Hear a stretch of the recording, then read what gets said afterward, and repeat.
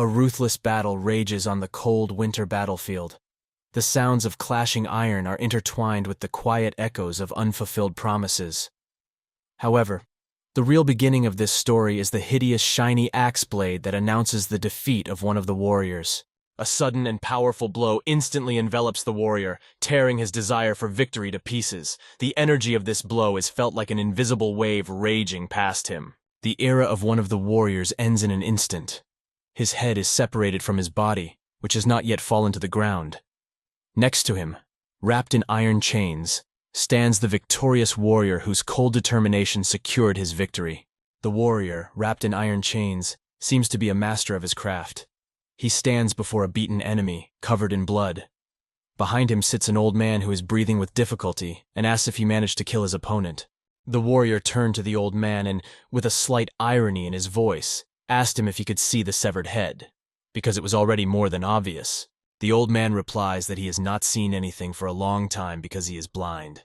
He looks like a monk, and his face and clothes are also covered with blood, hinting at his participation in the battle. The warrior regrets that it is a pity that the old man could not see this spectacle. Slowly, step by step, the warrior approaches the old man, making his way through the snowy mountains where they find themselves. He kneels down in front of the old man and tells him that it is over. The old man encourages him, telling him that he has done a very good job. The young man replies that the old man's merits are no less, because it took the 7 Genome clan several years to flood the Central Plains with blood.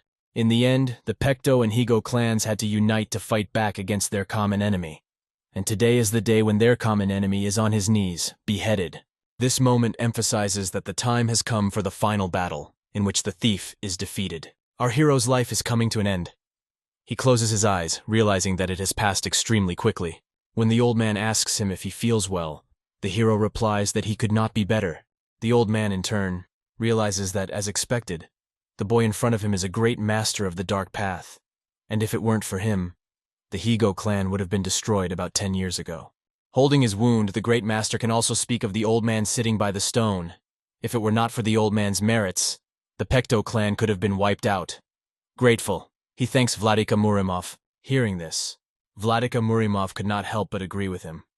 Although it was hard for him to laugh, he smiled at the hero's warm words, for he was facing the Emperor of Darkness.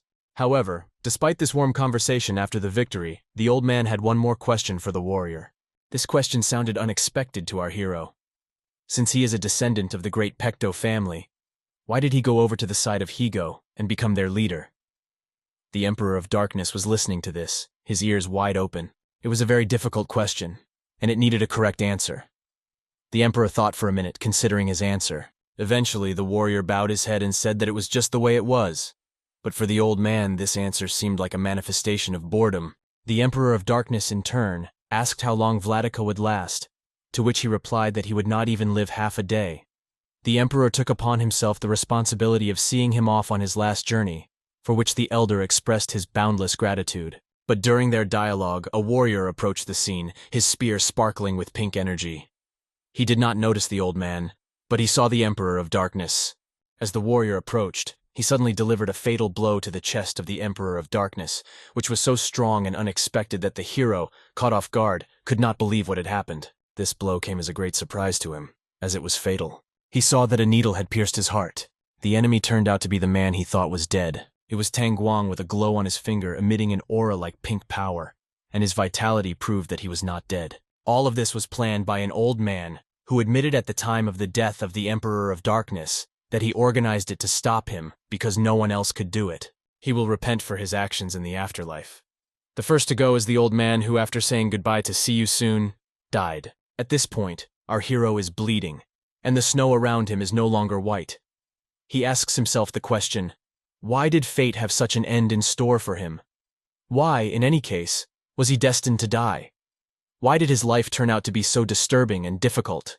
His memory recalls how 26 years ago his world collapsed when the Bixanjan clan fell. His father was killed in battle, and his younger brother died early.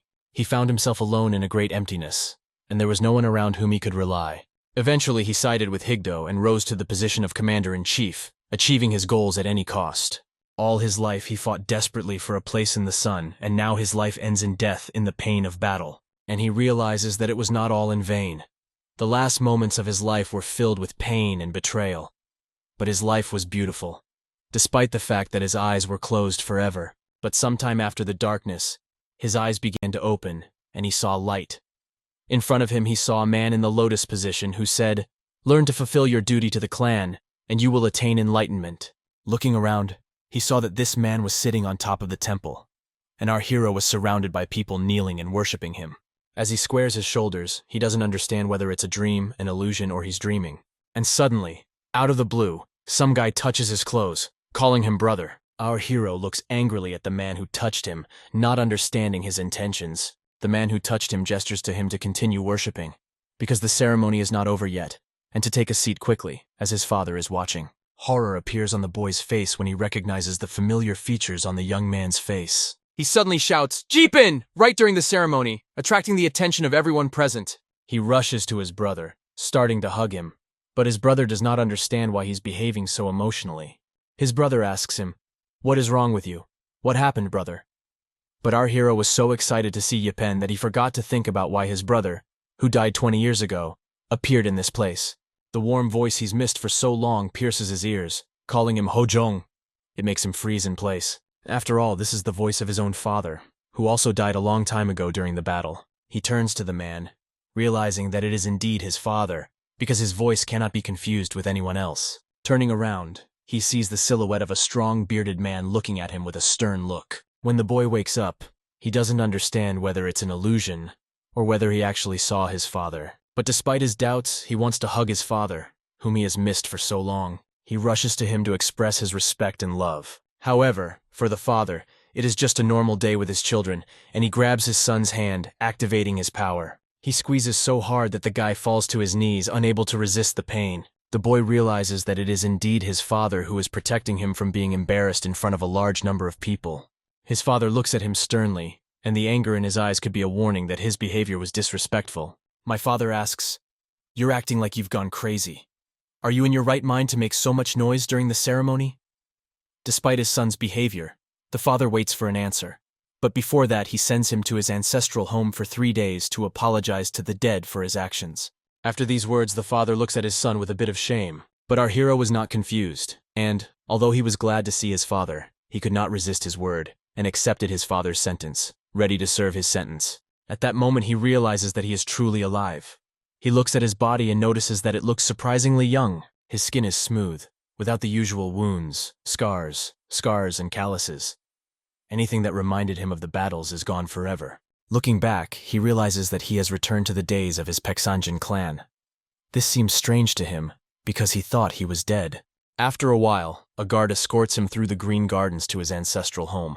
There, the door slammed in his face with a slamming sound. Standing at the door, the boy realizes that his father, as always, is ruthless, and has locked him in this room for 3 days. However, this was not so important to him, because he was more concerned with the question, why did he come back?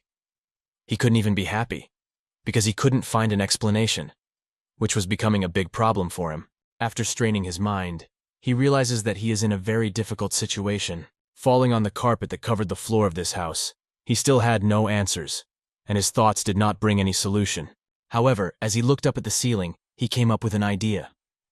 Perhaps it was all part of something bigger that he hadn't yet realized. The boy thought for a moment and realized that he was young enough that he didn't even know his real age. How old is he now? 18 or maybe 19?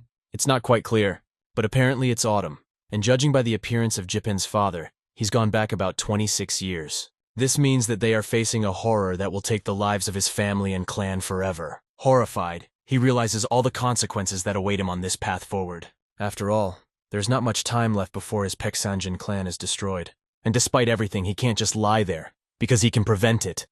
He rushes to the door. Opening the door, he sees his young brother who has come to visit him. The boy stops for a moment when he sees his young brother Jipin. In turn, his brother asks him, "Where are you going?" Our hero was embarrassed and did not find the words to answer, because his brother took him by surprise. However, his brother continued to insist that the hero should not leave this place, because he needed to spend 3 more days in his ancestral home. All this was true, and our hero agreed with it. But why he was here seemed a mystery. Then his brother started digging into his pocket, about to say that regardless of the consequences, he was worried about his brother's spirit, which had to spend 3 days in the house drinking only water. He brought his brother some goodies to cheer him up. In this way, I wanted to encourage him so that he would not be upset by what was happening. However, the Emperor of Darkness realized that in 6 months his brother would die, and this fate would befall all living things in this city. Jippen quickly handed him the treat, worried that his father might notice. But his thoughts did not leave the Emperor, and he could not calm down, knowing that his father would soon be gone. Who is the head of the clan will die by the sword along with his powerful clan. And the life of the young warrior will turn into a nightmare where he will suffer forever. People who are supporters of his clan will die instantly, without even having time to do anything. And this is not a joke. The horror that was bequeathed in our hero's soul remains forever, and he makes a promise to himself to be the one to strike first. Not only will he do this, but he will also prepare the clan for defense by embracing his brother and taking full responsibility for what is happening. In his previous life, he was the Emperor of Darkness, having become so through a harsh life and cruel fate. Now, with the memories and experience of the past, he will find everyone and destroy anyone who thinks of harming his family. The boy abruptly opens the door of the temple and runs out, driven by a strong desire to change the events that could prove fatal for him and his clan.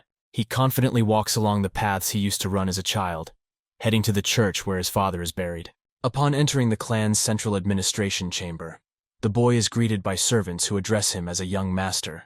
As he continues his journey, he tries not to waste energy. The young master approaches the entrance to his father's office, which is guarded by 2 sword-wielding soldiers. Showing their respect, the soldiers bow down to greet the young master and ask him what brought him here. The guy confidently replies that he needs to meet his father for some reasons. But the warriors explain that they are not allowed to enter without a special reason, as the rules are very strict. If the clan head has not summoned him, he cannot enter. One of the soldiers comes closer to the young master, and with all seriousness, he tells him right to his face that in this case he cannot come in. The guy had his own arguments to counter their refusals. He explained that he had a very urgent task. Since the soldiers were obliged to obey the order, they could not let the boy through, as no visitors were allowed before noon. The young master was upset when he heard the refusal, but they invited him to come back later. Then he asked them to give a message to his father. "Tell my father," asked the young master, "that I will begin to study the true azure silk technique." The soldiers were so impressed by his words that they could hardly pronounce the technique, even stuttering. They turned pale and appeared to be deeply shocked by this message. Surprised, one of them asked if they understood correctly that he wanted them to tell his father about learning the true azure silk technique. The guy confirmed their words and ordered them to pass on the message, after which he left. As he left the management estate, he saw the landscapes of his childhood. He swore to himself that he would master the true azure silk technique. This news caused a real stir among the members of the Yen clan, as the true azure silk technique is considered one of the most important martial arts of the clan. No one could believe that the boy had taken such a step. The fact is that it is almost impossible to master this technique without prior training. To reach this level, one must first master the soaring swallow technique, which requires tremendous strength and endurance, available only to the chosen ones, like the second young master. When our hero leaves the manor, he is met by his brother, who warmly greets the young master. The story reveals that in his past life, although John did not visit his brother Jippen, his outstanding brother had great talent, and the head of the clan often mentioned Jippen, losing sight of his first son, Hajan.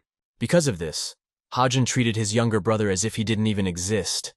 But one day, everything would change.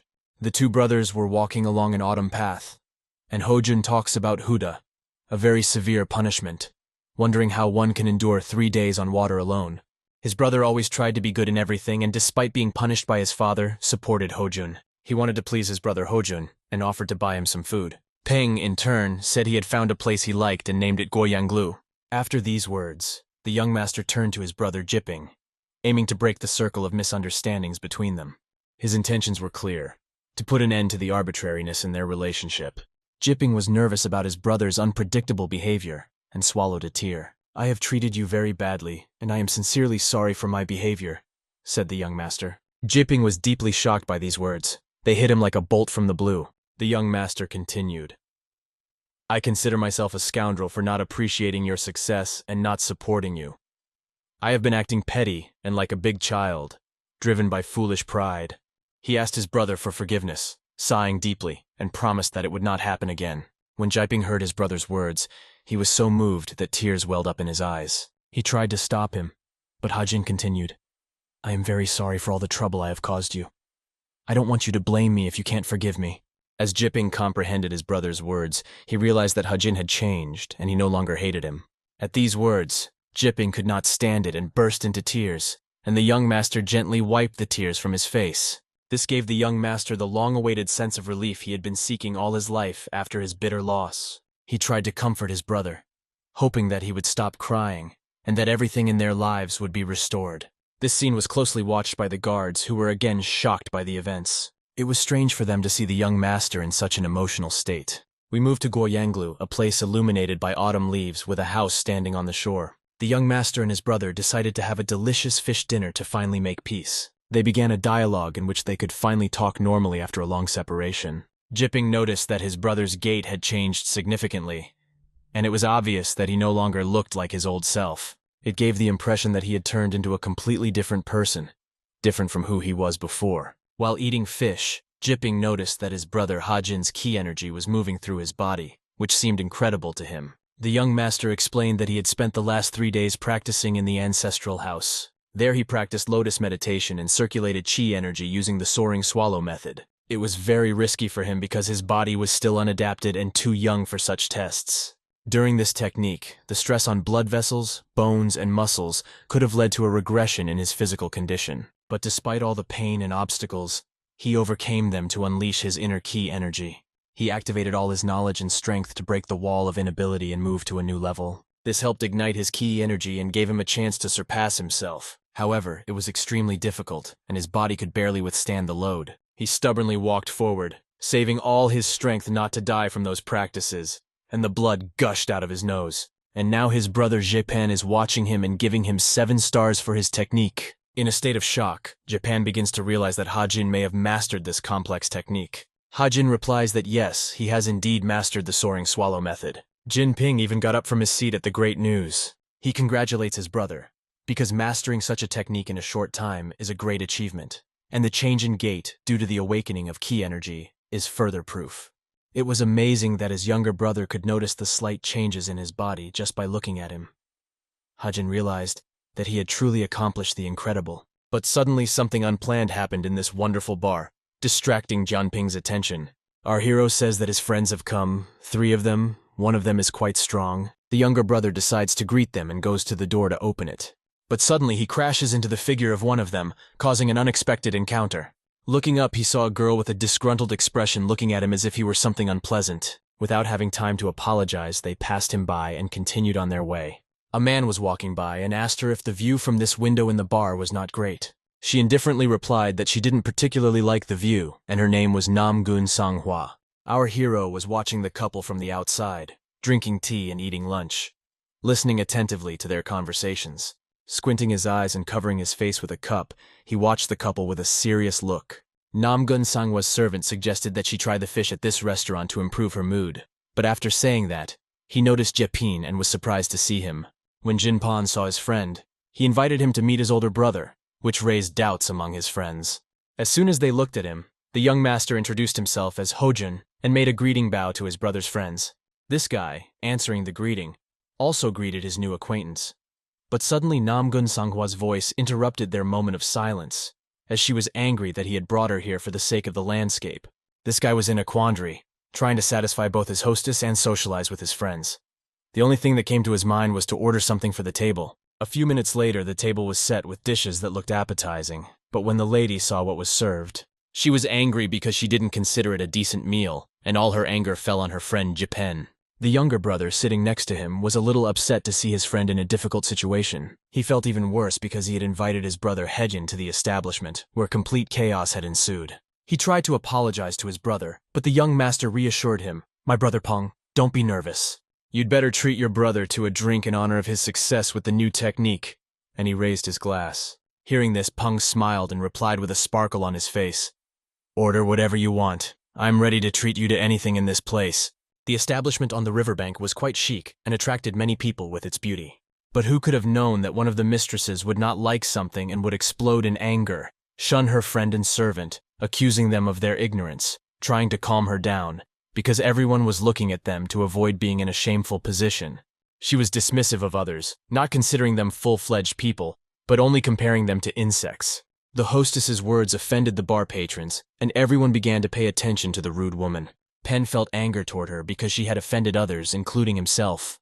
The situation in the bar escalated, and ordinary patrons, witnessing what was happening, began to scatter in different directions. When the lady realized that representatives of the great Paksan Yen clan were looking at her, she just laughed and said that for some time now, the Namgun clan has recognized the Yen clan as one of the 7 great clans.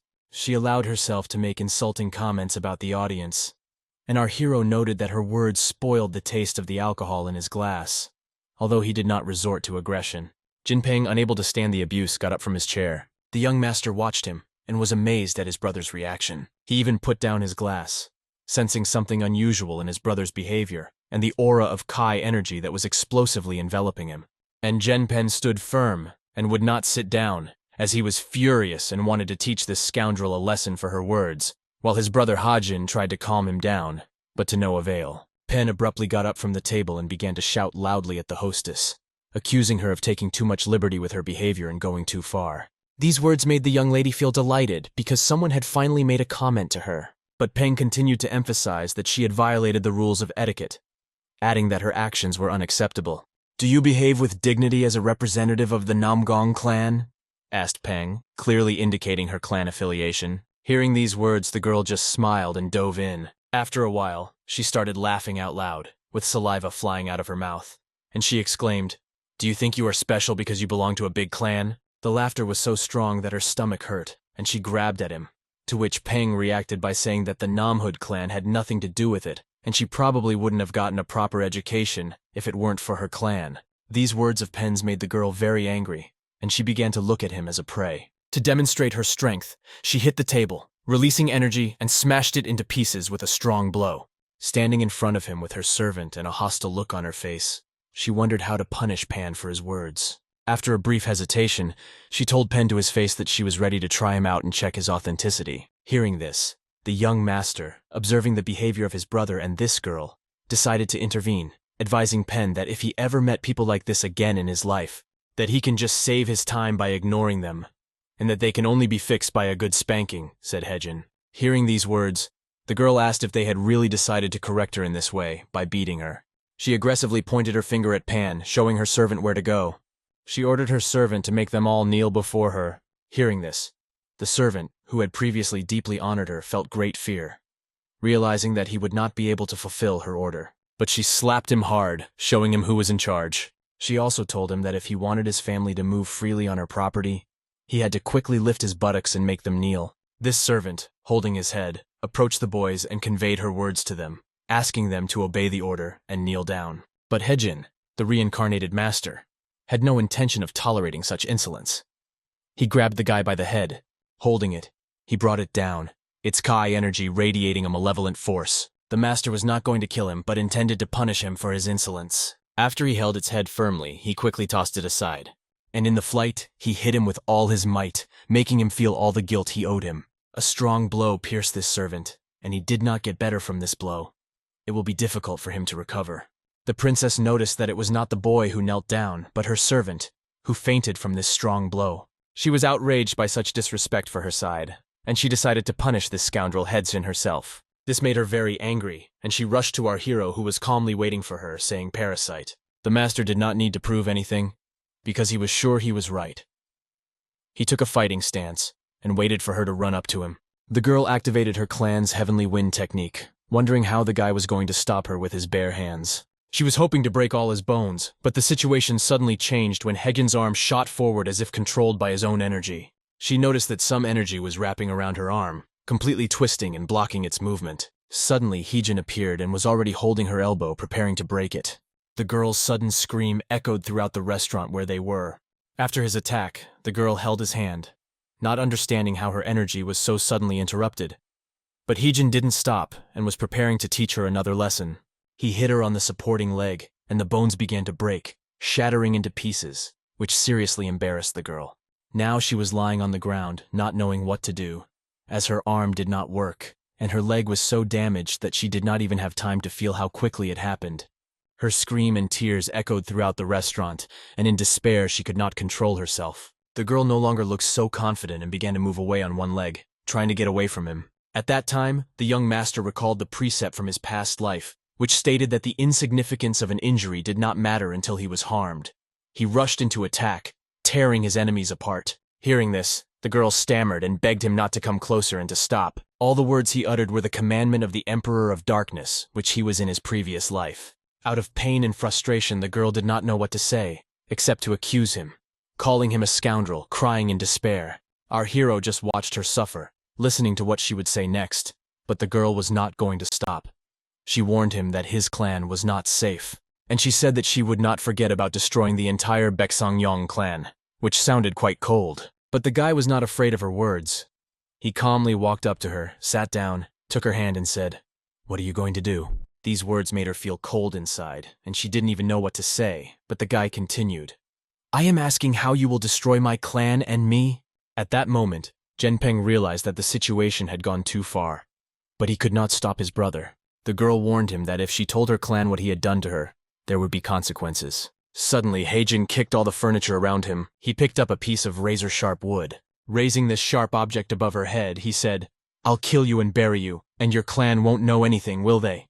Seeing this, the girl began to choke on her tears and screamed, begging for help. But Heijin, feeling excited by his actions, coldly replied, demonstrating that the lesson had been taught to this princess. The next day after the incident, the boys moved to their father's office, waiting for the consequences of their actions. In the office, their father demands an explanation of how it all happened and what exactly happened. He makes tea not only for himself, but also for his naughty children, who have provoked a serious matter with great consequences. Hengjun is sitting at the table, and the aroma of tea fills the room.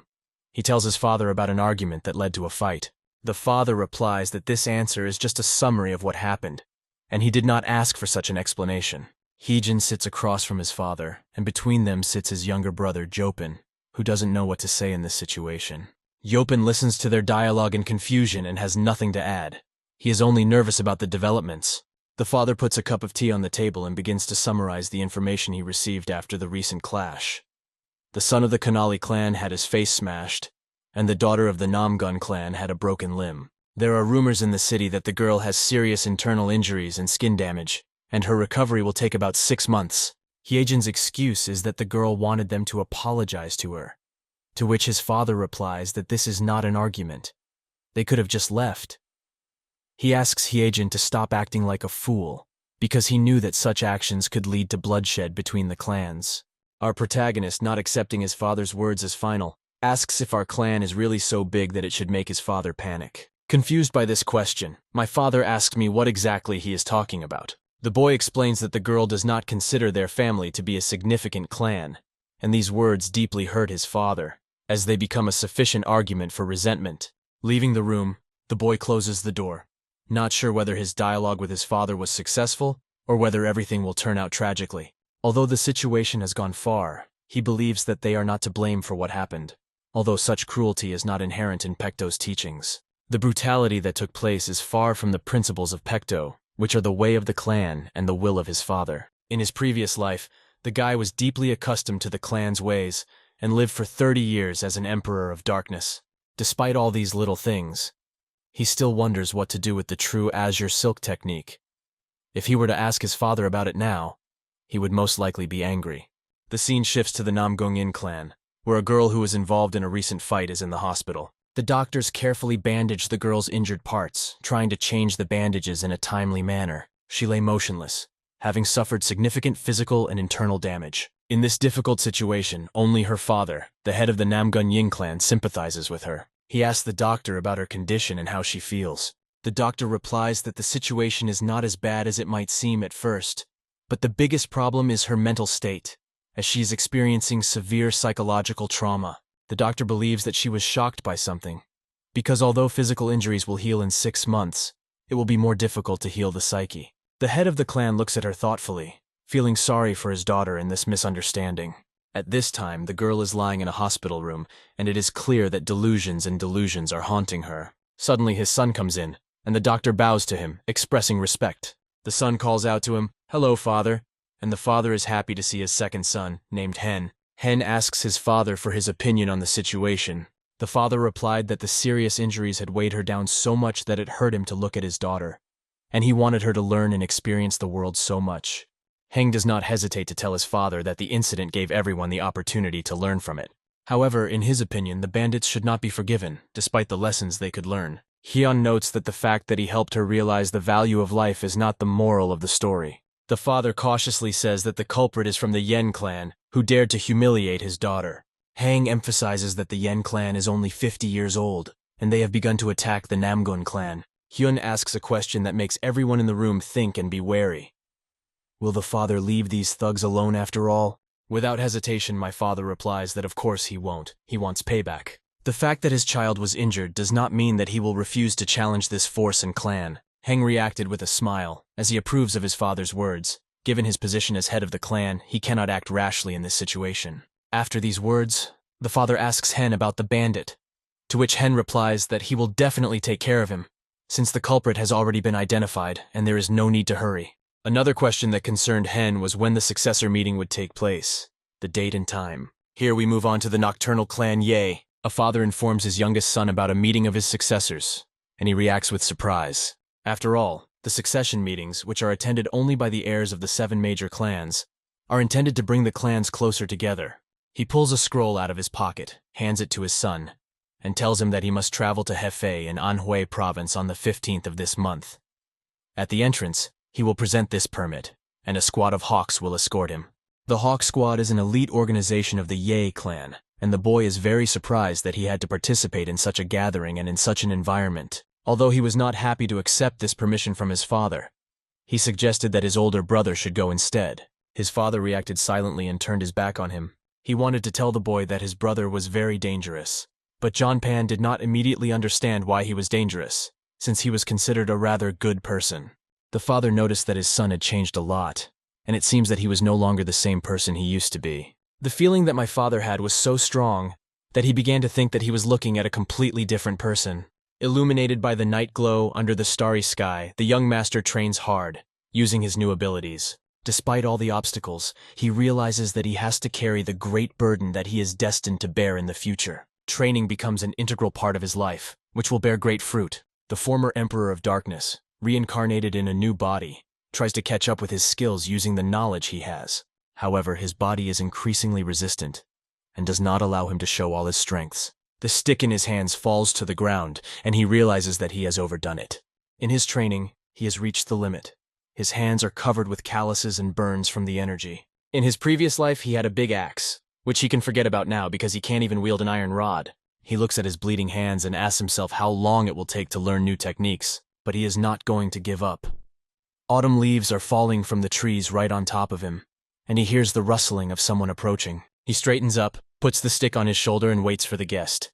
A stranger comes up to me and asks if I've been working out, because the place looks like it's been working out. The boy asks his father why he came, and he replies that he noticed him training hard even at night, which is unusual for him. The boy wipes the blood from his hands and tells his father that he wants to master his staff and spear, but the father sees only a wooden stick in the boy's hands.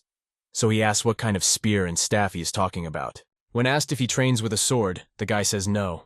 This worries his father because the great techniques of their clan are related to the art of the sword, and as the eldest son of the Yen clan, he must master these techniques.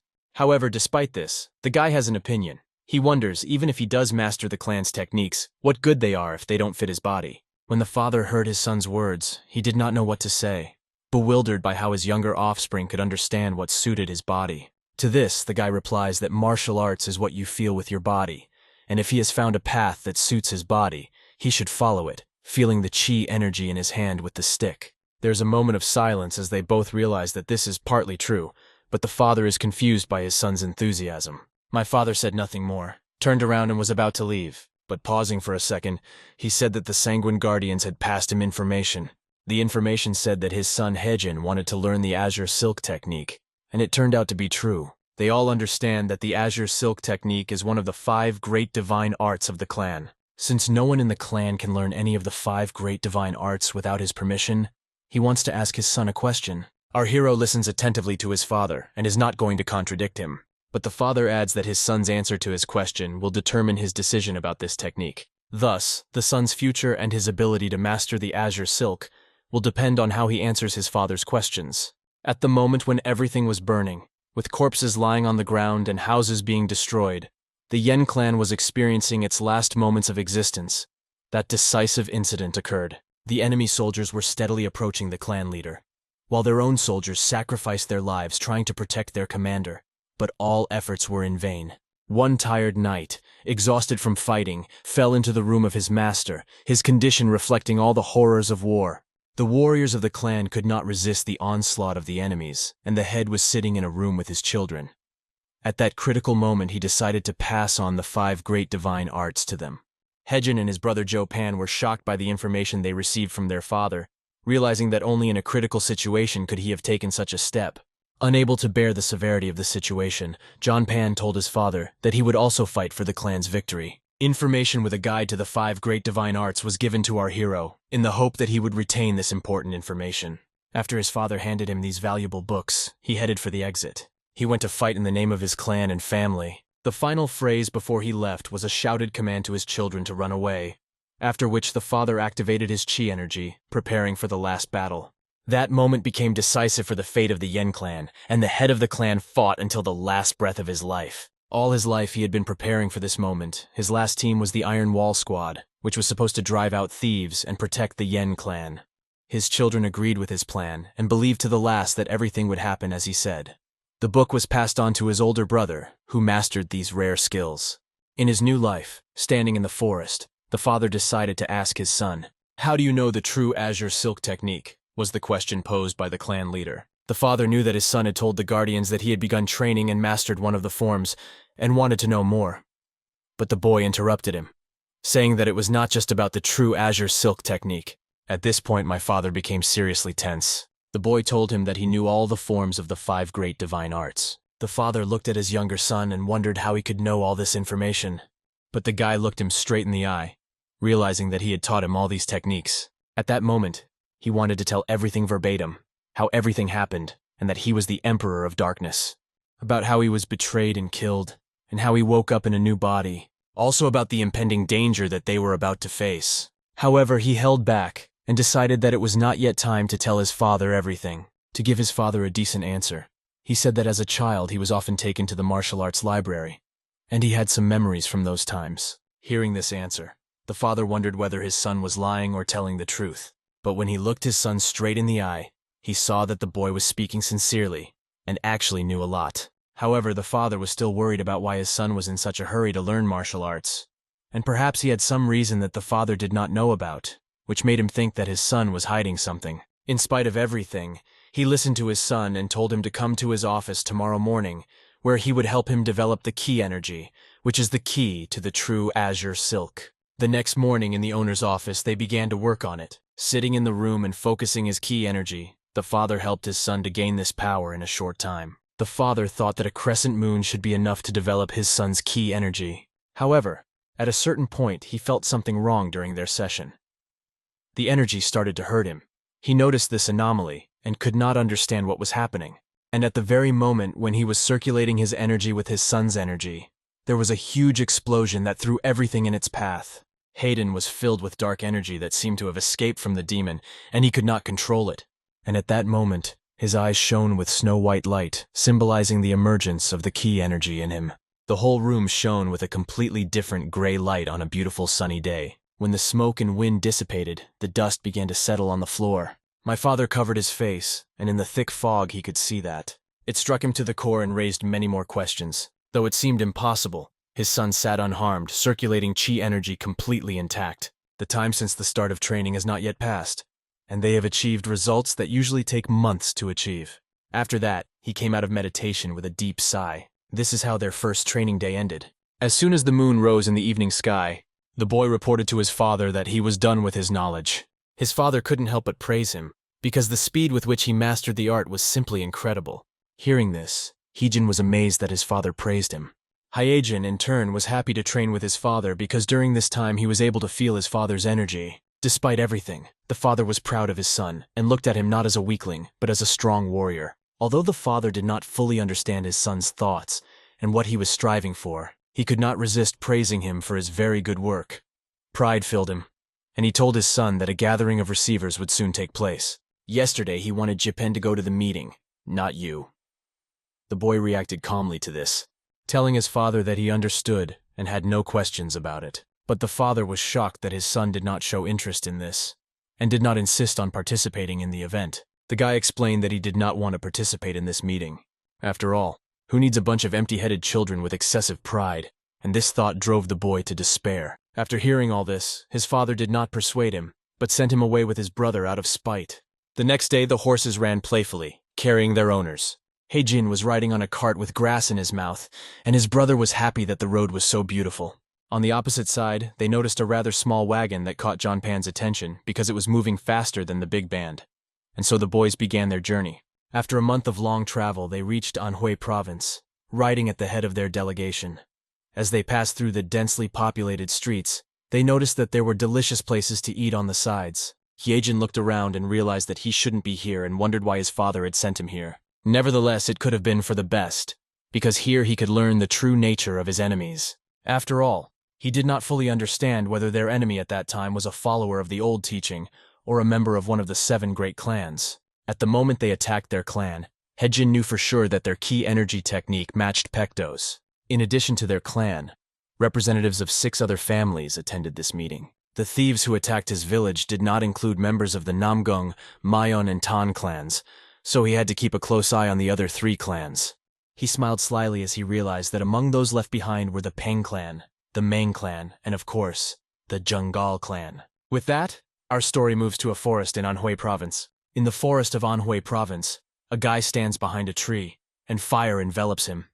It seems that someone is attacking him. Suddenly, an unfamiliar object flies in his direction and he tries to dodge it. He successfully dodges it and sees that it was an explosive object that blows up the tree he had just hit. He is being chased by a villain who is trying to blow him up.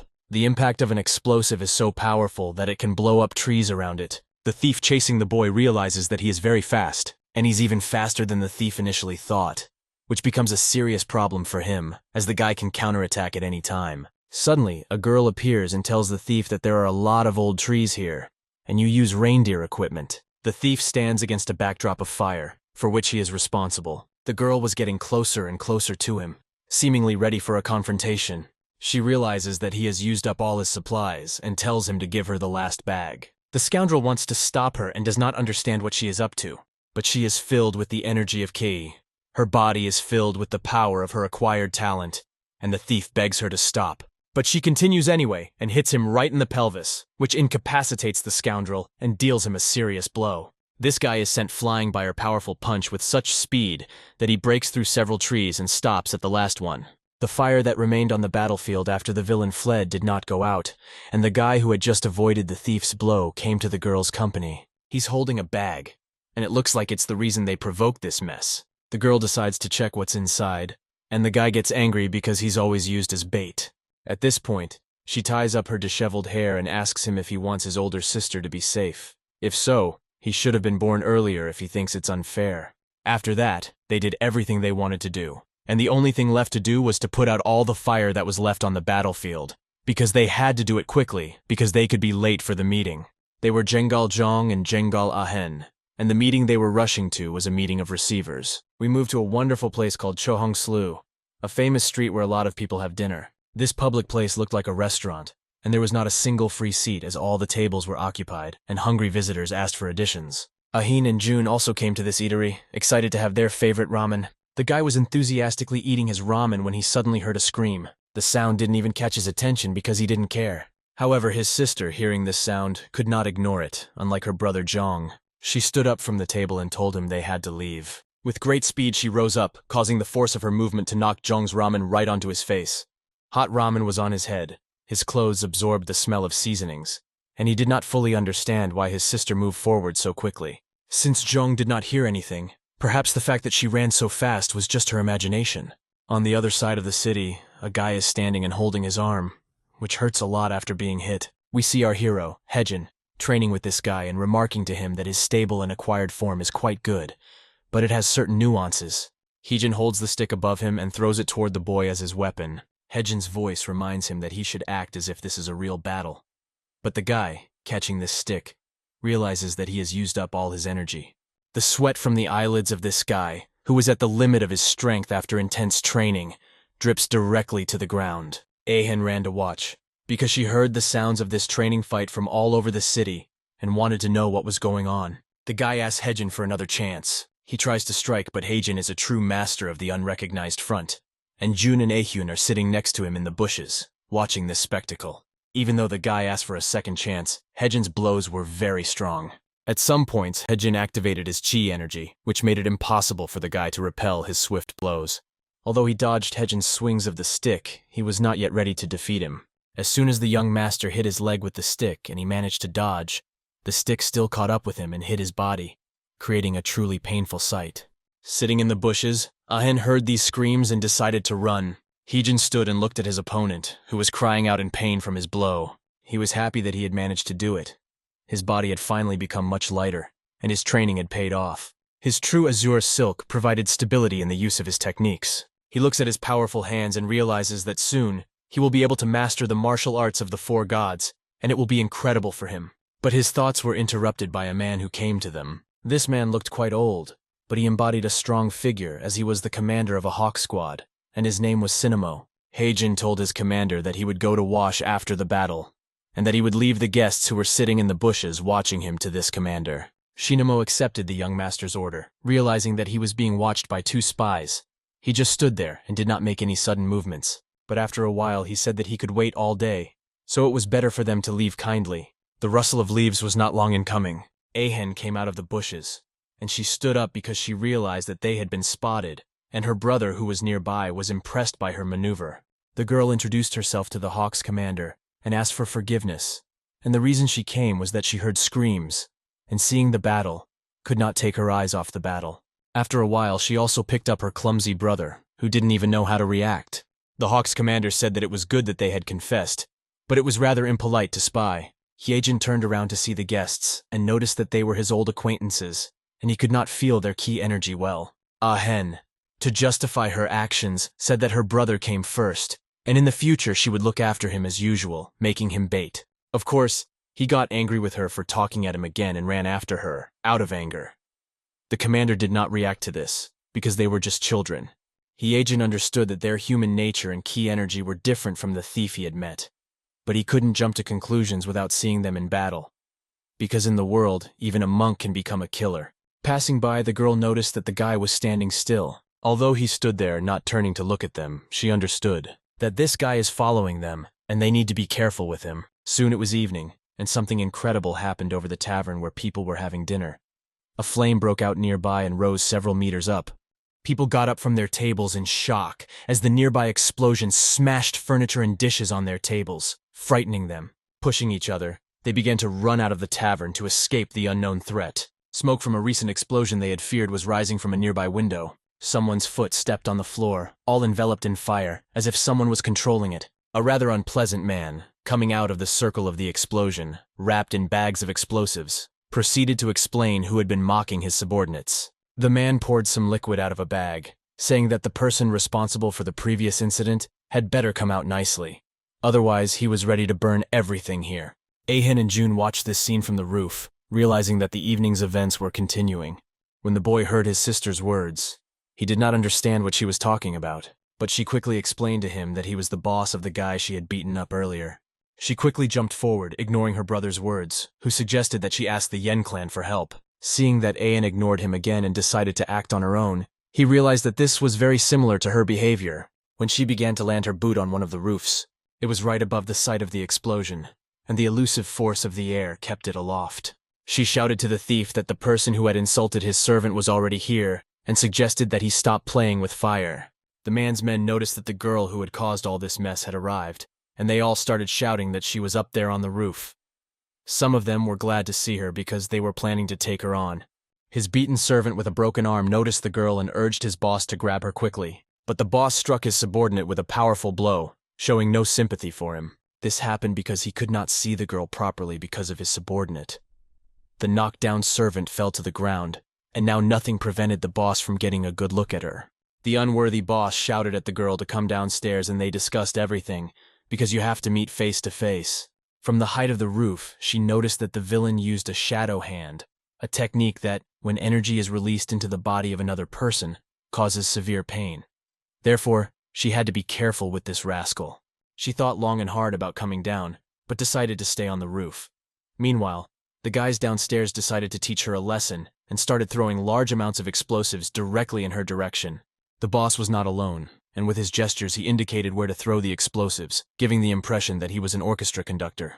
The boss understood that the bags of explosives flying at the girl were very dangerous, and something bad could happen to her after this volley. The bags of explosives were flying directly at the girl, and she did not react immediately, and she might not have managed if not for her brother, who intervened and came to the aid of his sister.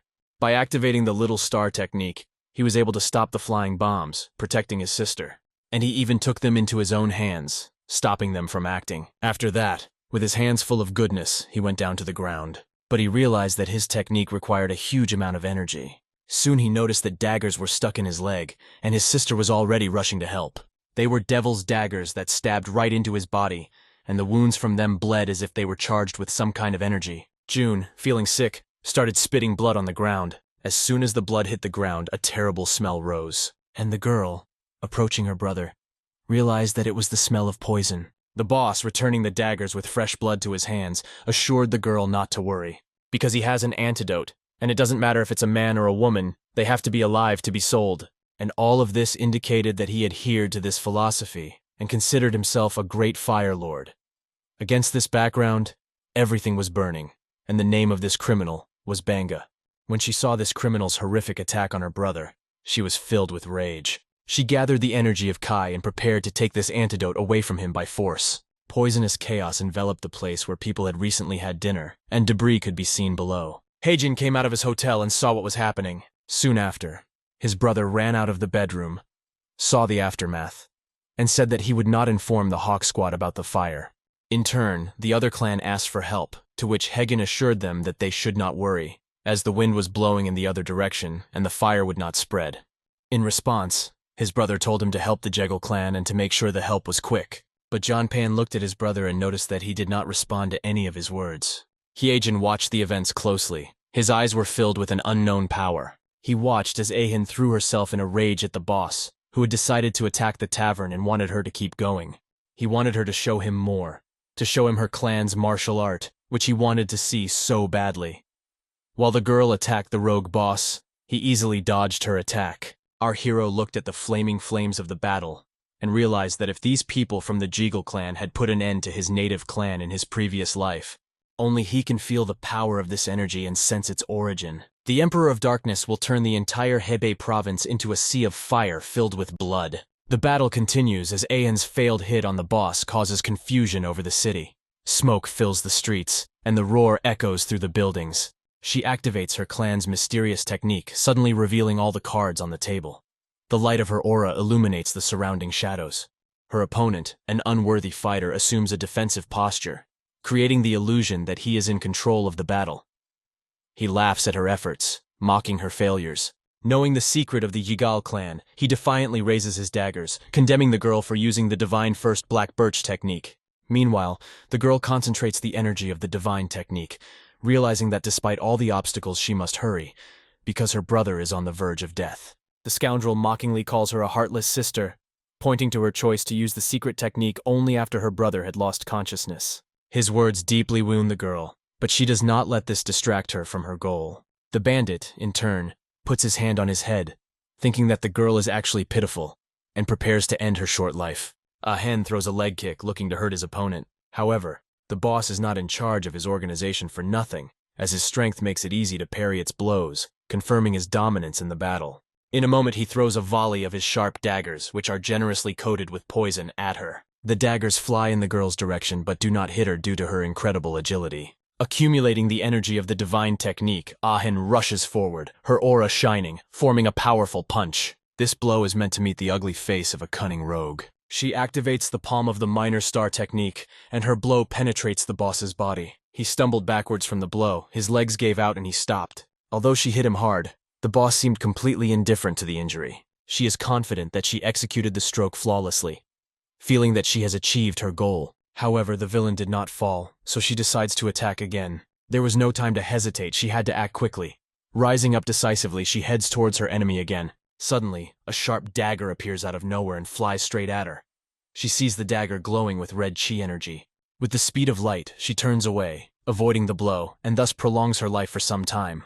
Although she does not understand how it happened. She cannot understand how, after her powerful blow, this old scoundrel is still on his feet and seems to magically throw a dagger at her. She decides to step back to a safe distance to analyze the situation again, because everything happened too suddenly. Against the backdrop of his burning boss, who is spewing blood, he tells her that her punch was not bad, and that it even seemed to hurt him. The Fire Lord's rage is overwhelming, and he furiously seeks to tear the girl to pieces, attacking her with his treacherous daggers. Activating all her strength to avoid them, she tries not to fall for his hook. She even has to deflect daggers, because there are so many of them.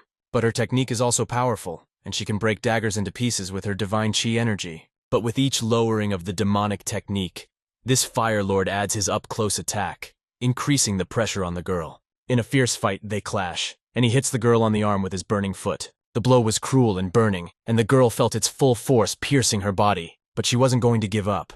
She grabbed his leg with one hand and decided to strike him with the other. Her fist flew straight into his face, and she hoped that this blow would be fatal for him. After his fist collided with the scoundrel's face, he received enough injuries that could have made him a better person. But despite this, he stayed on his feet, effectively defending and counterattacking. The scoundrel moved away to a comfortable distance and saw that the girl was already tired and starting to fall. He hoped that she would not be able to hold out for long using her technique. After all, her martial art was very powerful and difficult for her, making her easy prey for the enemy. And as she held onto her body and her energy was already fading, she realized that the situation was getting worse. Suddenly, the boss reminds his subordinates to stop wasting time and start attacking the girl, aiming to capture her. A crowd of barbarians begins to surround her. Her strength begins to leave her, and she realizes that she cannot cope with them alone. What hurts her the most is the realization that all this happened because of her, and her brother may never wake up. This moonlit night is bathed in fiery light, creating a menacing atmosphere. Our hero stands aside, observing the technique used by the girl but does not rush to help her. But suddenly her brother, John Pan, cannot stand to see such lawlessness and jumps into the fray. He decides to help her, despite the danger. Heejin looks at him and realizes that he needs to support his brother. He exhales, catching himself thinking that he feels something strange. This unusual sensation haunts him, and perhaps it can reveal something mysterious to him. But he had no time to think. He picked up his wooden staff, preparing for action. He raises his staff above him like a spear, aiming at the enemy. His task is to throw and hit the villain in order to intervene in the battle. Activating his energy, he throws his staff into the crowd of scoundrels. At this point, a bunch of barbarians are furiously destroying everything in their path. One of the punches hits Ahin's body right on the spot.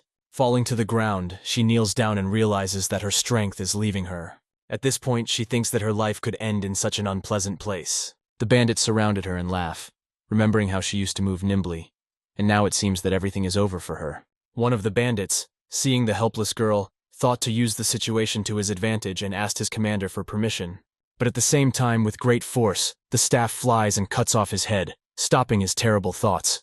The girl who saw this incredible sight did not understand who had taken her side, and the face of the murdered villain was covered in blood. When the bandit fell, everyone held their breath, trying to understand what had happened. Our hero emerges from the thick smoke that enveloped the chaos. The bandits were distracted by the brutal beheading of their fellow soldier, and it is clear that they cannot leave this unanswered. The guy, realizing the possible consequences of his interference in the battle, silently goes forward. One of the bandits looks at him and asks who he is, who could do such a thing. The girl, in turn, looks at the young master of the Pek Sanyan clan, noticing his strong figure. She understands that he was not afraid to intervene in the fight, but the main question that worries her is why he helps her and why he looks at her so coldly. One of the soldiers, who was holding a mace-like weapon on his shoulder, approached Hejin. He was running closer and closer to remind Hejin of a very important thing that he might not have known. When the boss asks you a question, you have to answer quickly, and he wanted to force Hejin to answer. But a minute later the warrior falls to the ground, burned to death. His weapon falls and rolls to the feet of the guy, who bends down to pick it up. The crowd of bandits stands and stares in disbelief at what has happened, but their comrade is lying on the ground, and his weapon is now in the boy's hands. Of course, they don't intend to let it go and surround him, ready to attack. Some have claws, some have swords, some have sabers, and it all comes down on Hejin. But what did he do to kill their comrade without even touching him? Hejin takes a fighting stance and the asphalt breaks under him. The boss of these bandits shouts to his army to stop him at any cost. The calm guy instantly doubles in the eyes of the bandits, almost like an illusion. With incredible speed, Holding a mace in his hands, he rushes in different directions to scatter these miserable scoundrels. He mercilessly beats them, smashing their ugly faces, thus making the world a little better. Although he did not really like helping this girl, he realizes that he will learn nothing if she just dies. Holding the weapon he took from the bandits, he scatters a pile of bodies of these scoundrels in different directions, and no one can hurt him, and the bones of the bandits crunch like crackers. With their arms twisted and at best alive, they remain on the battlefield, all destroyed, and the Lord of Fire instantly turns pale and feels sick, because he is facing a guy with unknown power. In 1 minute, he had killed his entire army, and as soon as the last soldier fell unconscious, Heijin stands there, concentrating his ki energy, which scares the boss to the bone. Even the fire that was burning in that direction falls silent under the power of this guy. The boss simply doesn't know how to react, because all his soldiers are dead, and he only hit vulnerable spots. At this point, he realizes that he cannot afford to relax, because he is not just a girl. He activates his devilish daggers of fire. He picks them up in his hands and addresses the guy with a question on his lips. "Who the hell are you?" Meanwhile, Heijin approaches the girl he rescued. She is in a state of shock and cannot find the words to express her gratitude. Our hero takes her hand and squeezes it hard. He is standing next to her, and his chakra seems to merge with her body, causing the girl pain, which makes her scream. But the guy tells her, "Shut up." But he thinks to himself that she should show him the real energy of ki. And as soon as she stops talking for a few seconds, his power begins to penetrate her body. The guy feels that something is wrong with her because he realizes that her energy is actually hostile. He wonders if the girl is really his enemy, like her entire clan. Having felt everything he wanted, he even gets a little angry. He casually throws her hand aside and prepares to say something. "I wanted her to take care of her younger brother while he was the boss." The girl wants to tell him that he probably doesn't know who he's facing, because the boss's main weapon is poisoned daggers, and one scratch can lead to death.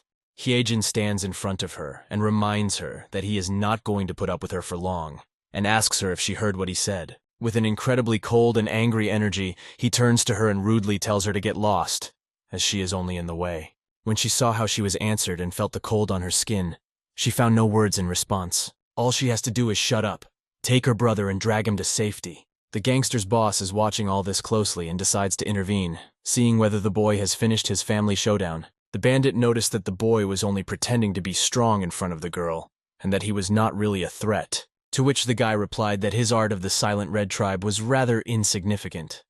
The bandit was impressed by his knowledge, because no one knew about his clan or his technique. This infuriated the bandit, because how could this miserable guy know about his technique? But our hero took the mace, twirled it in front of him, standing in a stance, and told the bandit that he was going to ask him a question that he would have to answer. What kind of technique he was using. We move to a girl carrying her unconscious brother under a moonlit night sky. She thinks he's getting worse and worse, but she can't get the thought of how the clan guy treated her and drove her crazy out of her mind. She promises that next time she will make him her debtor, as this arrogant eldest son of the clan has humiliated her.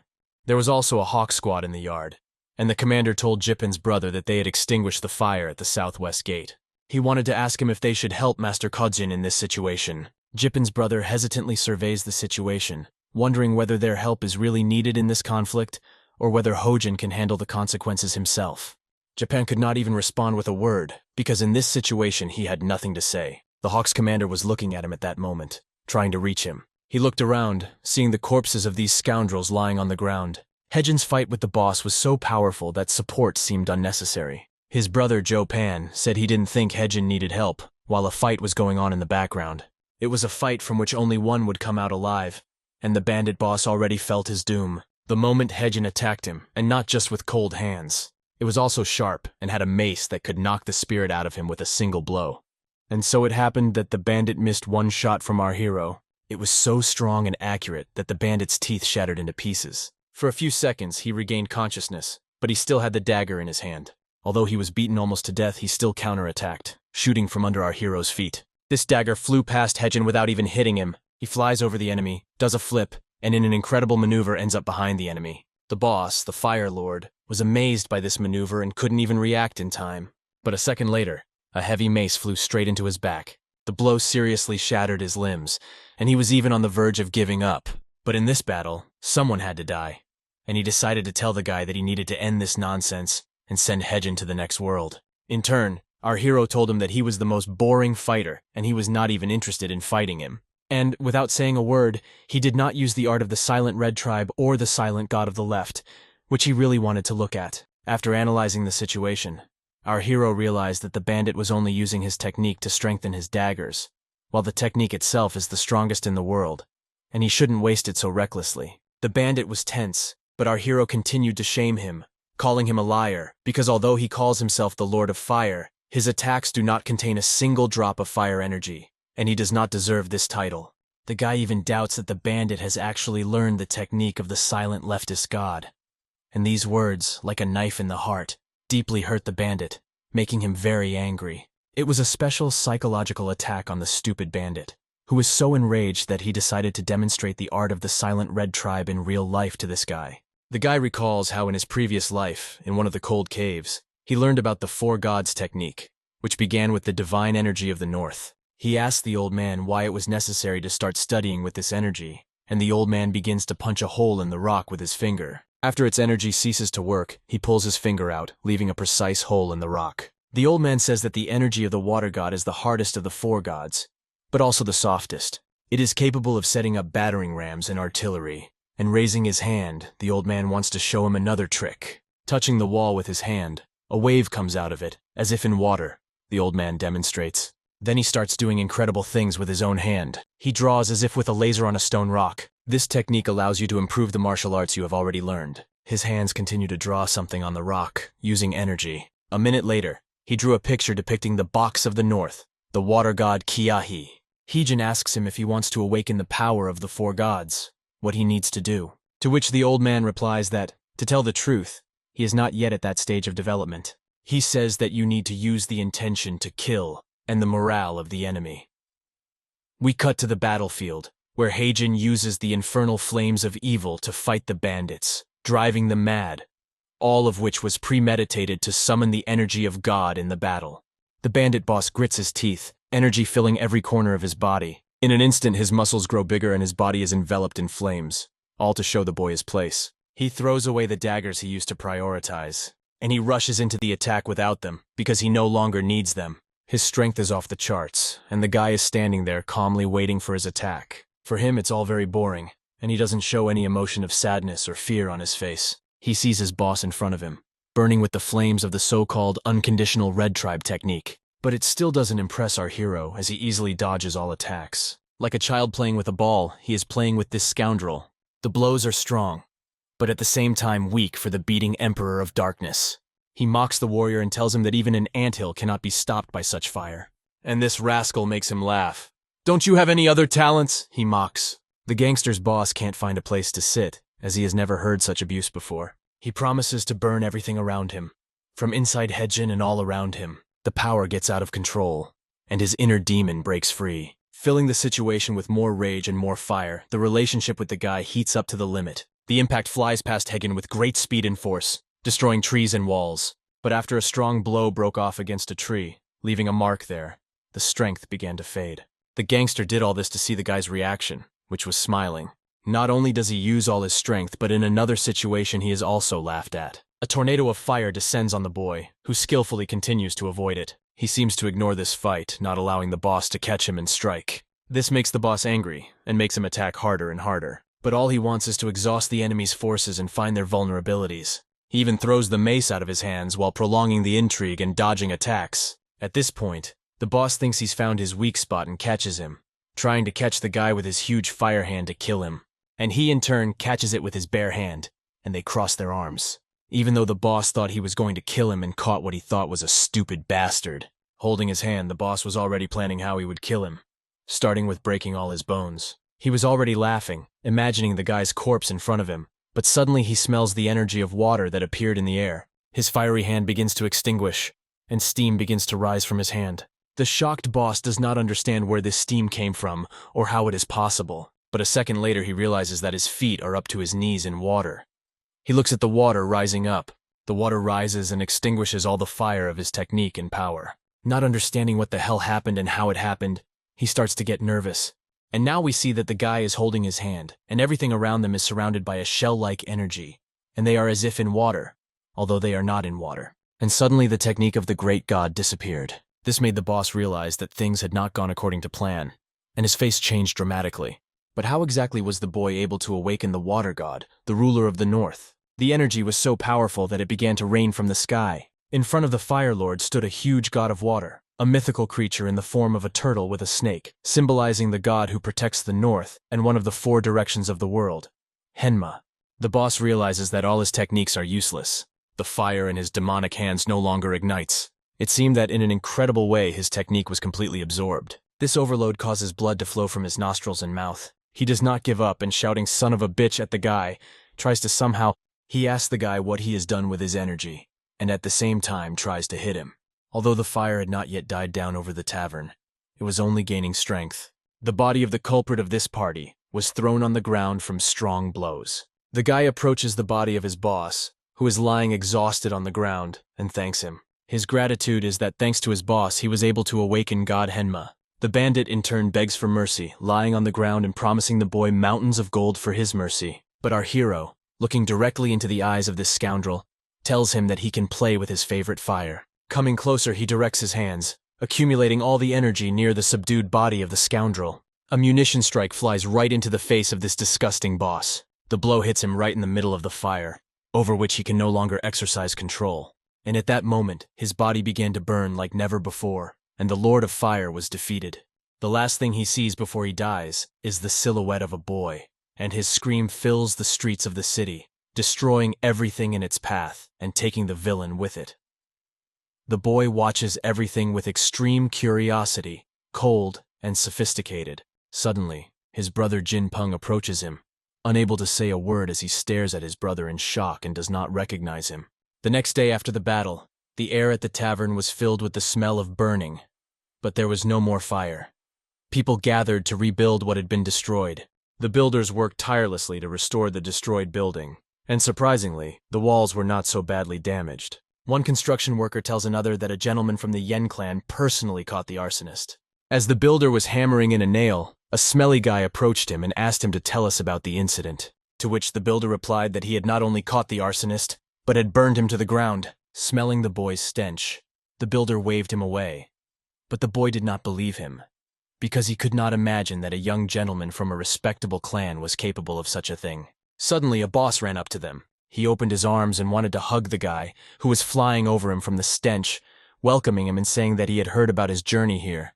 Approaching him, he took him by the hand and said that if they hadn't contacted him in advance, he would have been killed. They would have freed up all their time and schedule for him, said a respectable man who was a member of a well-known nobility. But this scruffy guy says that since they are just beggars, maybe they can try to take time away from the Lord of the Thorny Melody Pavilion. He asks how the repairs are going, and is told that the work is progressing well and quickly, thanks to the efforts of the Poor People's Sect. Then this unkempt man says that if they have any difficulties, they can contact him at any time, and then leaves the construction site. The construction workers are surprised by the man's status, as he looks like a complete homeless person. The official explains that this is the man who hired them to help with the Thorny Melody Pavilion. The construction workers looked at his figure and could not believe that this man could afford something so impressive, even though he had enough money. It turns out to be the successor to the organization of the White Islands faction. When he stepped away from the construction site and learned of the rumors, he was amazed at how easily the boy had defeated Bang, one of the 13 strongest in the Black Islands faction. He is curious and wants to see with his own eyes who this young gentleman from the Yen clan is. And, enthusiastic, spreading his wings, he rushes to the city of the meeting of his successors, where he is going to engage in his begging. The sounds of training can be heard in the deep forest. As always, Henjin practices by practicing his techniques. He hit the tree, making a hole using the Shuan Guardian technique, which specializes in defense. Proper use of the power of direction can turn this martial art into a powerful offensive tool. This Shuan Guardian art is also effective in clearing turbid chi. Since ancient times, it has been said that if the Shuan Guardian is strong, then your body will not have much turbid chi. Suddenly his thoughts were interrupted by a team of hawks. They report that they have finished their training to the young master. At this point, Hyunjin wonders what is happening to Jipping. The hawks commander said that Jippen wanted to fight a little by himself. The guy couldn't believe his ears, because it didn't look like a jeepney. But suddenly he strained his eyesight and noticed one of the men. In this circle of swordsmen, there was a certain incomprehensible atmosphere. A girl came out from the side, and it was her again. Hejin said, "If you've recovered, then come back to the clan." but she tried to stop him by grabbing his clothes. She had some questions for him and wanted to ask him. At that time, his brother was sitting in a tree. It was hard for him to understand it all. He breathed slowly, trying to calm down. From his high place, he wondered if he really knew his brother well. But at the last moment, something happened to his brother that he could not even recognize him. The image of his brother kept coming back to him, and he wondered if he was wrong. But suddenly his loneliness was broken by Heejin and Ahin. He didn't expect to see them, but they were walking alongside him, discussing something, and didn't notice John Pan. Looking at them, he wondered if he was doing the right thing by listening to their conversations. The dark side tells him that in his place he would have done the same, but the white side restrains him, saying that this is not the right thing to do. However, he jumps out of the tree, apologizing to his good side. For him, it's not honor that matters, but curiosity. Heijin and the girl stop in a deep forest, convinced that no one will hear them. The guy asks what she wants from him. The girl takes his hand and begins to materialize the energy, which takes the form of a ball. This is the technique of the divine first black birch. For her, it is important that her punch is filled with energy that penetrates the belly of Bang, the Lord of Fire. However, her technique does not cause him any damage, and even he does not feel pain from it. Although he had so easily defeated him with his wood chi energy, our hero had not yet fully understood it. He filled his lungs with the fresh air of the magical forest, noting that the light and soft refreshing scent of her CI smells like birch. But on the other hand, everything turned out to be far from so friendly. The martial art of that irresponsible type is the path of a silent alliance that masters the fiery chi that burns everything in its path. And he asked the girl a question. What does she think will happen if you throw fire into the wood? Will it catch fire? For him, this opponent is not the best choice for this girl. And when she realized this, her heart sank in disappointment. She realized that she could not even imagine that this could be due to the different energies of chi. Although she received an answer to her question, her curiosity did not fade, and she wanted to ask another. However, it seemed that the guy, standing there in silence, did not realize how tough it was. The girl clarified that she was referring to the irresponsible guy he had burned to death. Because that irresponsible guy had called himself the Lord of Fire and Lightning, and the guy had mockingly burned him in his own fire. When asked why it was so cruel, the girl replied that a normal person probably couldn't do that, and everyone who saw the scene must have been shocked. And immediately after these words, the boy realized why his brother, Jin Pan, wanted to be alone with him, and why there had been such tension in his brigade in his presence before. Since it was the territory of the white faction of the islands, and his actions were similar to those of the Dark Emperor, it was unacceptable from the point of view of the norms he followed. But despite this, he smiled and decided to forgive himself. By telling the girl that he could have killed you and your brother, and that he was a real criminal, he first started the fire. And in the face of danger to the lives of a large number of people, why should he feel sorry for someone like him? The girl could not disagree, because death is really fair. Whether you are a good person or a bad person, death will meet you anyway. But should the method of killing differ from good to bad people? According to our hero, thieves should die in agony. This is what he considers just, fair, and righteous. And at that moment, the girl simply could not say anything more. She looked at the boy, wondering how old he was, and I think he looked like he was her age, but he thought like her father's age. There was one important detail that Ahen noticed. His aura was like that of an older man. But despite this, the boy explains to her that he is only 18. Then the girl asks why he always looks so gloomy, as if he has already lived at least 2 lives. At these words, the guy reluctantly understands the essence of her joke. He is silent, but the thought flashes through his mind that one day his brother will understand everything. Despite all this, he continues to receive help from this man, and the thought of him standing over her brother, who was smoldering from the poison the scoundrel had poured into him, remains in his memory. The girl who wants to leave him says she hates him with all her might, but the guy insists that she do something to get her brother back and make amends. But she slyly tells him to fuck off, noting that she is a year older than him and urges him to treat her like an older sister, to which the hero simply remains silent. 2 days later, at a meeting of the successors in the city of Einhen, everything was ready for the ceremony, and the brothers, accompanied by Hawks, arrived on time and in full force. The Hawks commander emphasized that they were there, and that they would dismount from their horses. Lizzie was the first to dismount and come to the door. He started knocking and said, "If there is someone here, please open the door." After a minute of waiting, the door opened, and it became clear that people were waiting there. There was a fat man in the center, with his men around him. He asked if it was the Green Mountain clan, and he was interested in this question. The Hawks commander replied that everything was correct, and that he was Shin Mo, responsible for the escort. The fat man introduced himself as Han Mon of the Sinchuan clan. saying that he was honored to meet the warriors of the Yen clan. Since Sungjong is the steel poison dragon of the Hahoman clan, the boy looks at this man and realizes that the person behind him is very familiar to him. He realizes that he has seen this person's face before. For obvious reasons, he didn't like his expressionless face, and he's not sure if this man is really from the Tang clan. According to our hero, this person looks like someone he has already met, but he cannot pinpoint exactly where and when it happened. Just by looking at this guy's face, Heejin immediately realized that this was the guy in his past life who had used a special technique to defeat him at the most unexpected moment. His energy pierced through Heejin's heart, taking his life and forcing him to be reborn when he was still young. Our hero grabbed his heart, and his memories haunted him. He has to take revenge on Quan for the betrayal that happened at one of the most crucial moments of his life. Heejin looks around the crowd and recognizes the fat man's son as the same scoundrel who left him dead in the past.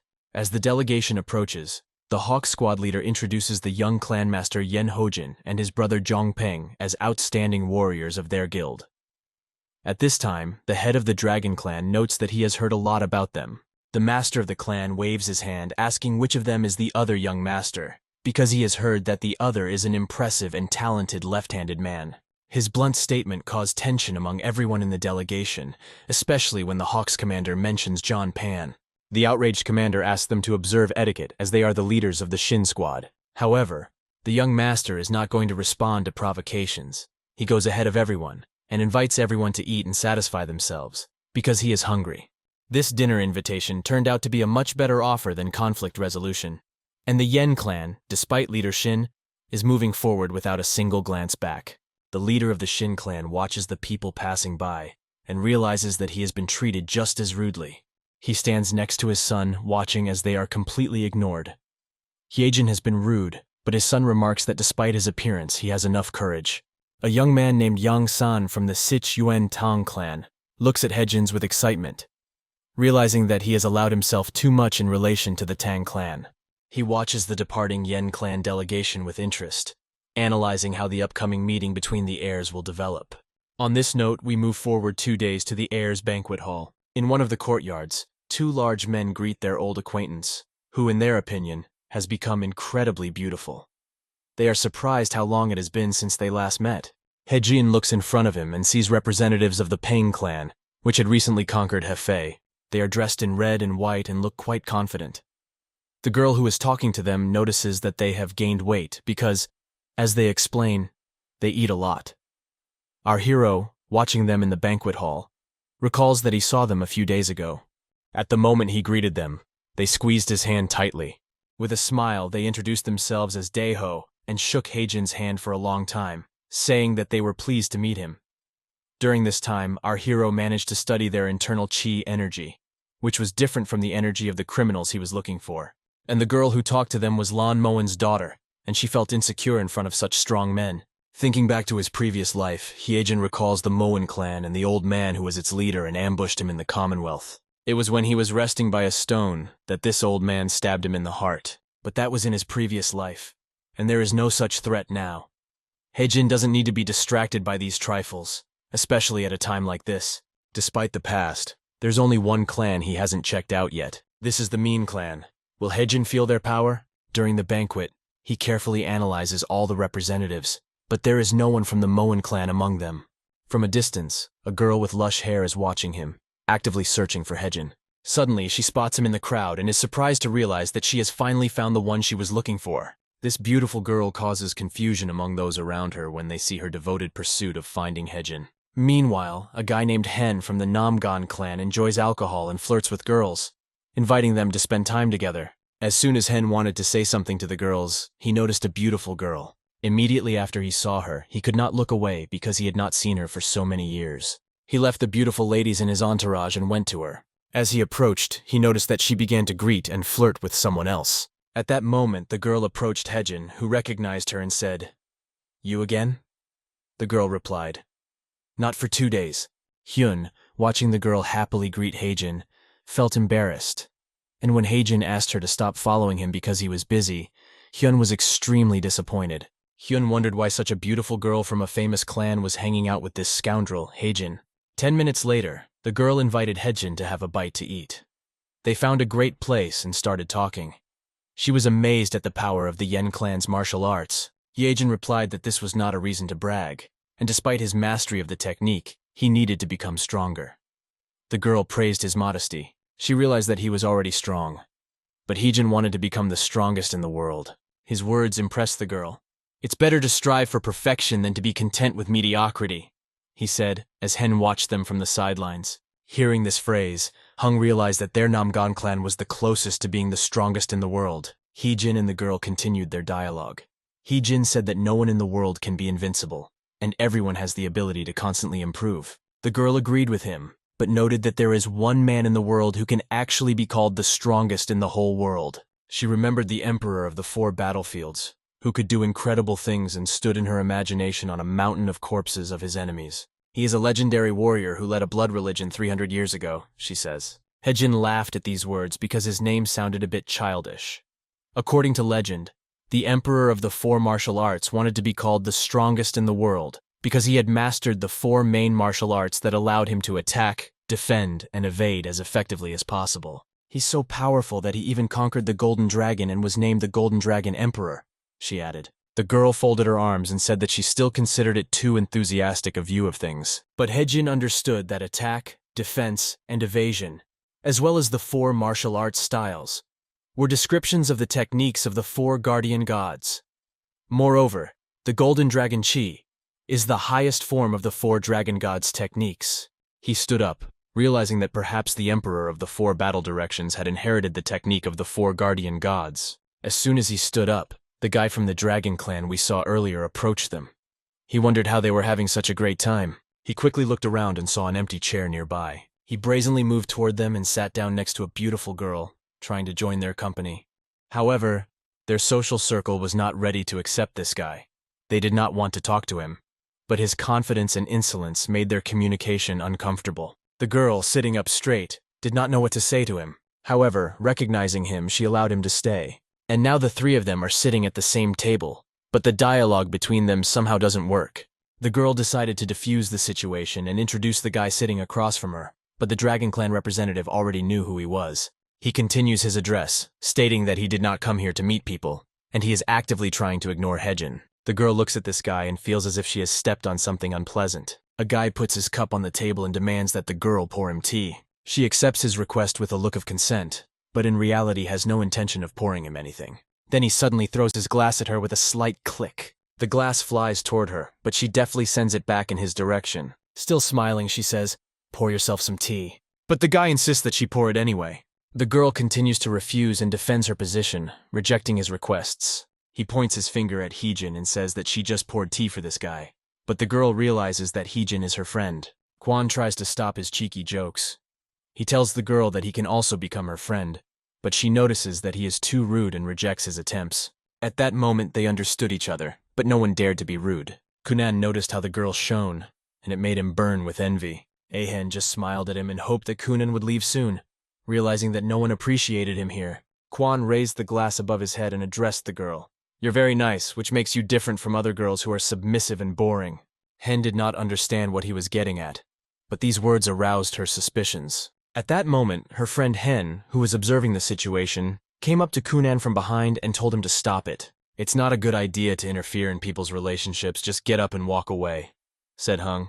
Kunan saw Heng behind him and warned him not to stand behind him because he was from the Strongtang clan and his own safety was important to him. But Heng represented the Namgal clan. Suddenly, a representative of the Dragon Clan rose from his chair. He stood up and looked directly into Hen's eyes, telling him that the King of Swords was in no way equal to the Heavenly King. But Hen, in turn, did not understand who he was talking about. Heejin watches these 2 competing boys and thinks about how they are like little kids, competing to see who is cooler. Each of them is trying to prove that they are the strongest in the world, creating a fuss out of nothing. Suddenly, a 3rd man intervenes in their argument with a mocking remark about how idiots think they are the strongest. He declares that in the presence of the Mean clan, they are all nothing. The people around him, watching this scene, were surprised to hear the appearance of this new man. Hyejin feels his hand tremble as he realizes who this man is. The 3rd young master of the Mean clan, named Horim, appears out of the blue and declares that they are not worthy of being called the stronger clan in the presence of the real clans. This guy comes out of nowhere. No one has ever seen him before. He descends the stairs, an aura of strength and chi energy blowing behind him. People attending the ceremony cannot take their eyes off his movements. They are so impressed by his appearance. Horim looked so powerful that his appearance at the very moment when the boys were arguing made a strong impression. When Hyun noticed Horim, he fell silent, and Horim remarked that they could be stronger if they were from the Nimgal or Moen clan. Standing next to the table, he looked at the two boys with contempt, as if they were no better than garbage. He said he could recognize all these clans as strong, but the Tang clan was just a joke to him. The representative of the Dragon clan, hearing these words, burst into anger. Outraged by such a disrespectful attitude, an acute tension arose between them, and no one could predict what would happen next. The guy was waiting for Horim to apologize and asked him again to clarify whether he had really said that. Horim just smiled and replied that he shouldn't talk so lightly about who is the strongest in the world. Kunan, unable to contain his anger, was clearly furious, which was evident to everyone present. Horim, in turn, told him that he was demonstrating his weakness by allowing himself to get angry so easily and advised him to calm down. But it was too late. The chi energy began to fill every cell of the boy's body, and his entire aura glowed from the chakra. Without hesitation, he looks at the Tang clan with pride and rushes to attack Horim. The girl, seeing that a real massacre is about to take place, wants to protect her friend Haegen, who accidentally finds himself between the two fighters. But suddenly the cup flew through the air like a bullet and hit someone. The glass hit Horim in the hand, poured water over him, and shattered into pieces. Horim picks up the shards and looks at them in surprise, not understanding how the cup could have hit his hand so quickly. Kunan is outraged, thinking of the one who had undignifiedly interfered with their dialogue. Meanwhile, Heejin, sitting still at the table, distracted the two quarrelsome men. Holding his hand, he raised it up and apologized, saying it was his mistake. Horim smiled when he heard the word mistake from Heejin. Holding the glass shards, Horim could not believe it was a mistake. He was sure it was a deliberate attack. When Hyejin makes eye contact with Horim, he realizes that he is trying to provoke him. Their eyes locked, and Hyejin behaved with dignity, not showing his weakness. Horim suddenly started laughing, saying that Hyejin was such a funny young man. He asks with interest which clan Hyejin is a member of, but our hero refuses to answer his questions. Hyejin advised Horim to focus on the person he was dealing with, and everyone present turned their attention to Kunan. Kunan, burning with hatred, radiates the chakra that comes from him. He shouts at Hyejin, "Hey, you bastard from the Yen clan, if you're so easily interfering in our showdown, then I'll kill you first!" And with great hatred and a demonstration of energy, Kunan runs at our hero. And Hyejin just sits there and doesn't bother anyone. And no one understands why everyone is trying so hard to get him. Coming closer, Kunan asks Hyejin if he is ready to die. At this point, he threatens Hyejin, saying that he will not even be left with a wet spot, and how he will be torn apart. But Hyejin does not seem to care. And suddenly, a second after Kunan shouted insults at the Yen clan, a glass hits his head, humiliating him. The impact of the glass caused him to lose consciousness. He was dizzy, and this saved him from further violence. Hyejin decides to approach a representative of the Moen clan. He stands up, squares his shoulders, and approaches the scoundrel. Hyun, who was standing next to him, tries to calm Hyejin down, saying that it's not worth complicating the situation. Hang also notes that by such senseless acts, they can undermine the credibility of all clans. When Horim and Hyejin faced off, both looked quite strong and confident. But our hero stood up only to see if this scoundrel looked like a criminal from his past life, of which he was not sure. Hyejin decided to feel Horim's energy, and asked him questions to determine his intentions, as his energy was slightly different. Meanwhile, Horim began to emit the powerful chi energy of his Moen clan. Our hero was also not averse to competing with him and activated his secret technique. This technique filled the entire space and was ready to destroy the villain at any moment, but Haegen needed to check it carefully. Horim, feeling his energy, realized that Hyejin was reading his chi. Standing motionless, Horim wanted to try to influence Hyejin with his chakra, and then activated a defensive technique. Hyejin reacted sharply to this, as he considered such actions to be quite ugly. Jin Pan tried to stop his brother, but he knew better than to interfere, while the girl, stopping Jin, told him that it was better for him to stay away from his brothers. Her brother insisted that if he didn't intervene now, the consequences could be severe. She understood him, but she couldn't understand what was happening between Hyejin and Horim right now. She realized one thing: a person with a cold gaze like Horim's is unstoppable. Kunan's father approaches him and begins to wake him up to make sure he wakes up. Kunan has been unconscious all this time, and his relatives are trying to revive him, checking if he is okay. He grabbed his head, and faced with the question of what had happened, felt anger seize him again. Gradually realizing that no one physically touched him, he realizes that his pain has no limits. Feeling his status as a legitimate member of the Tang clan and the shame of defeat from an ordinary cup that hit him on the head, he is filled with anger again. His anger is growing and it seems impossible to stop him. He sees Hejin in front of him, who humiliated him, and activates the three Yangs. Activating his power, he approaches the two boys, but his main target is Hejin, whom he wants to kill. His brother tries to stop Kunan and shouts, warning Hyejin to be careful. Kunan, purring to himself, insidiously tries to attack Hyejin from the side. When he gets close enough, Kunan raises his hand with the intention of killing Hyejin, and the thought of killing him does not leave him. He is filled with rage and tries to stab our hero in the back with all his might. Gathering all his strength, the Dragon Clan representative attacks Hejin, who skillfully dodges the blow. Not only does he dodge, but he also manages to grab the attacker's arm and twist it so hard that it sounds like rust creaking. The pain that filled Kunan at that moment was indescribable. He screamed and could not calm down. Realizing that his arm could be torn off, he realizes that it is the same villain who is doing it. He tries to counterattack and collects chakra in his left hand, which is still intact. As soon as he strikes the side of Hejin's head, a bone in one of them cracks. More precisely, not just a bone, but Kunan's shoulder breaks and cracks almost instantly. His eyes expressed incredible surprise as he could have lost his shoulder in a second. Our hero Hejin, enveloped in the mystical energy of the 20 northern walls of paradise that filled the space, activates at the exact moment when Kunan was about to strike. Kunan fell to his knees in front of Hejin, sobbing, his tears and snot flying in all directions. Hejin holds his hand, looking at him like a moron, waiting for him to answer. Squinting his eyes, Hyejin sees that Kunan seemed uncontrollably frightened to the point of losing control. Hyejin feels uncomfortable watching this.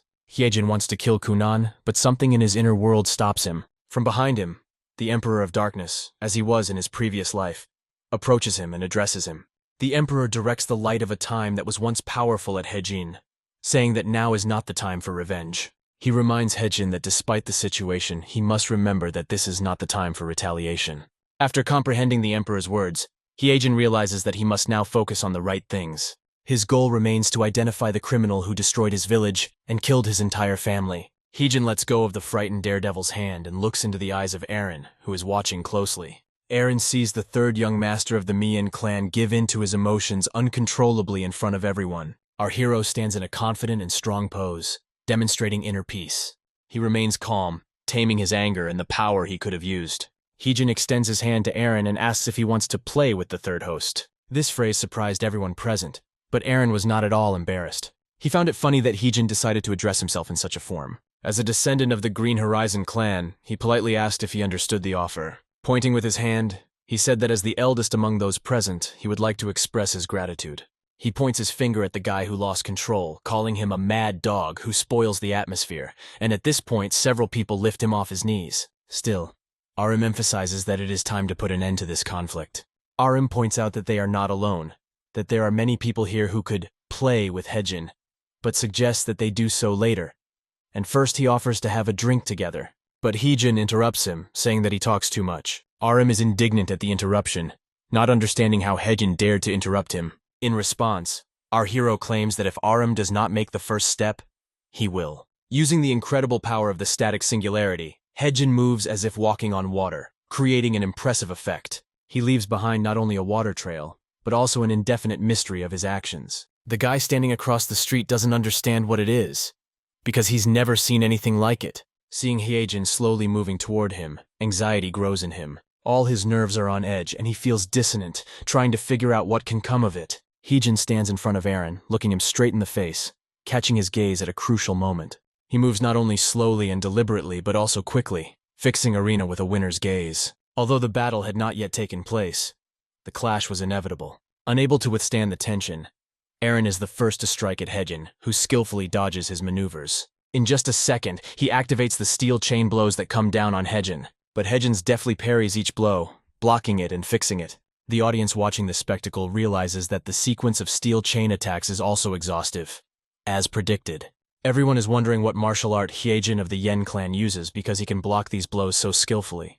At the climax, Hejin uses the 30 fists of the Yen clan, which is a basic but very effective clan martial art. And as soon as Arim's punch touches his arm, Hejin deftly parries it, pushing Eren back. The battle is taken over by our hero Hejin, who stubbornly holds his position. Despite this, he throws a cross kick that hits Arim hard in the elbow. Although Arim blocks the blow, The force throws him aside. Dust rose from the clash of two strong opponents. Feeling the effects of the blocked punch, Arim realizes that something is wrong with his arm. He looks at his arm and suspects that he might have broken it, thinking about his negligence. The guy looks at Hyejin, who explodes with the incredible energy of the Yen clan, and realizes that he is facing a real monster. Meanwhile, Hyejin notices that Arim is not ready to play all his cards. Caught up in the excitement of the battle, Hyejin asks Arim how long he's going to continue playing. Gathering his strength, Hyejin turns to Arim, emphasizing that things will not be so simple, materializing energy fragments in front of him that form a puzzle. In order to activate his true essence, he will have to compete, saying that he is going to kill him, and only then will he demonstrate all his skills. Arim looks at him and realizes that his self-confidence is off the charts, and he will pay like a fool, he says. Suddenly, a bunch of healthy guys are shouting, "Stop it!" Thus, the boys are surrounded by swordsmen, who begin to surround them from all sides. They deliberately surrounded them to make them the laughingstock of this festive gathering. Their behavior in this situation is inappropriate, and they need to stop without hesitation, because a bunch of soldiers will not allow them to do anything. And at that moment, a wave of rivalry rises over them. They look at each other like pieces of prey. We will find out how it all ends later. And now I thank you for watching this manga and ask you to subscribe to the channel so that we can make the headlines even more interesting and you can be happy. Thank you.